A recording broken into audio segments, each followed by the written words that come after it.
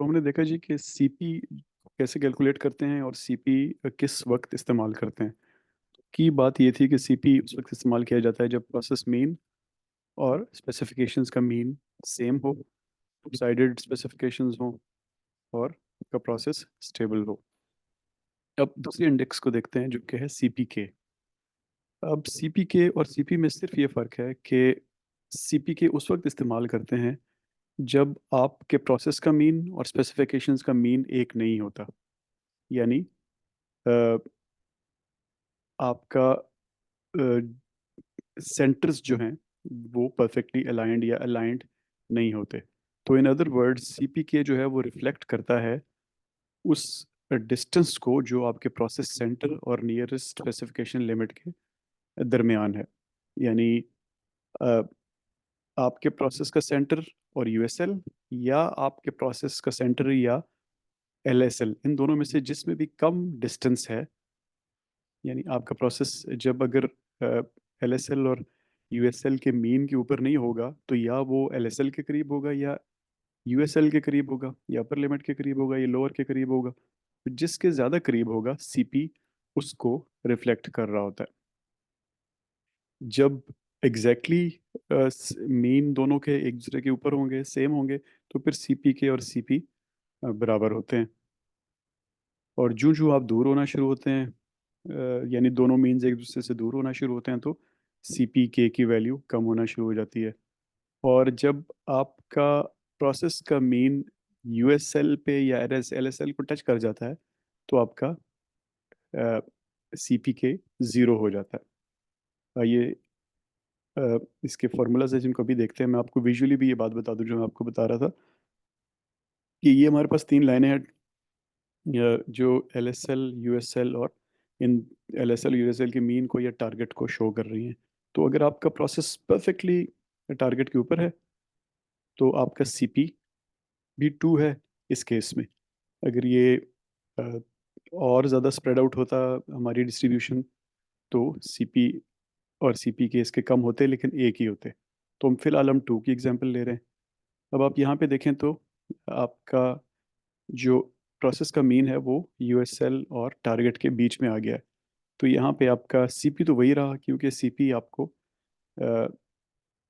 वैसे तो सीपी यहाँ पे रेलेवेंट ही नहीं है क्योंकि सीपी को हम यूज़ भी नहीं कर सकते, लेकिन कैलकुलेट करेंगे तो सीपी आपका टू आएगा। अभी भी टू ही आएगा क्योंकि सीपी जो है वो इन दोनों को, इन फिगर्स को देख रहा है और यहाँ पे इस स्प्रेड को देख रहा है। तो अब ये जहाँ भी हो, चाहे ये हमारा प्रोसेस उठ के इधर बाहर भी आ जाए, लेकिन सीपी इसका ठीक ही आएगा क्योंकि मैथमेटिकली सिर्फ हम इस फ़र्क को, फ़र्ज़ करें ये फ़र्क 10 है और ये भी 10 है, तो 10/10 करेंगे तो 1 आ जाएगा। तो सीपी हमारा 1 ही आता रहेगा।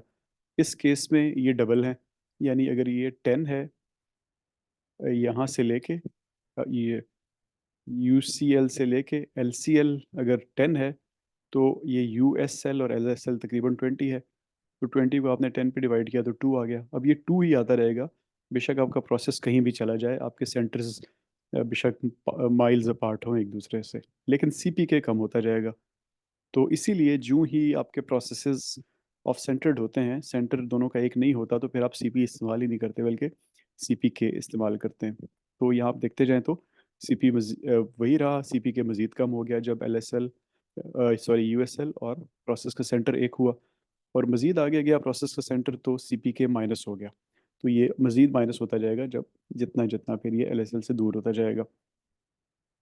अब फॉर्मूलाज की तरफ वापस आते हैं। सीपी के जो है दो इंडाइसेस कैलकुलेट करता है अलग अलग, एक सीपी लोअर और एक सीपी अपर। अपर में वो एलएसएल को इस्तेमाल करता है, सॉरी लोअर में एलएसएल को इस्तेमाल करता है और अपर को यूएसएल के साथ कैलकुलेट करता है। और यहाँ बीच में यहाँ पे देखें तो यूएसएल के बजाय मीन आ गया है, यानी टारगेट जिसको हम कहते हैं। और यहाँ पे आप देखें तो मीन आ गया है और नीचे 6 सिग्मा के बजाय 3 सिग्मा आ गया है। तो इन अदर वर्ड्स आप सीपी में क्या कर रहे हैं कि आप इस हाफ को इस हाफ से कंपेयर कर रहे हैं। तो अगेन यहाँ पे अगर आप देखें यहाँ पे अगर आप देखें तो ये पूरे का पूरा हाफ इधर है, और ये वाला डिस्टेंस उस हाफ से आधा है। यानी अगर ये 10 था, ये वाला, तो प्रोसेस का ये आधे वाली साइड 5 है। 10 को 5 पे डिवाइड किया तो 2 आ गया। अब आप यहाँ से नीचे वाले ग्राफ पे आ जाएं, इस वाले ग्राफ पे, तो आप देखेंगे कि अब इस सेंटर से लेके ये वाला यूएसएल वाला पॉइंट, हमने कहा था कि नियरेस्ट पॉइंट, एलएसएल इस सेंटर के करीब है या यूएसएल, यूएसएल करीब है तो करीब वाले को देखेंगे। तो करीब वाला पॉइंट, अब ये अगर 10 था तो ये बीच में 5 आ गया। ठीक है जी। और ख़ुद भी ये 5 है, तो 5 को 5 पे डिवाइड करें तो 1 आ जाएगा, तो इसका सी पी के 1 है। यहाँ पे अगर आप देखें तो वो एग्जैक्टली ऊपर नीचे आ गए हैं। तो वो अ, ये दोनों जितने भी हैं एक दूसरे से ही डिवाइड हो रहे हैं, तो सी पी के की कोई वैल्यू नहीं, 0/0। और इसी तरह सो ऑन नेगेटिव वैल्यू आनी शुरू हो जाती है। तो आपका फिर सी पी के क्या होता है, सी पी एल और सी पी यू आप दोनों कैलकुलेट करते हैं, और उनमें से जो कम होता है उसको आप सी पी के ले लेते हैं। तो यहाँ तो हमें विजुअली नज़र आ रहा है कि हमने सी पी यू ही लेना है, लेकिन हर वक्त आपको ये विजुअली नज़र नहीं आ रहे होते, तो आप मैथमेटिकली कैलकुलेट करके जो कम वाला होता है उसको ले लेते हैं।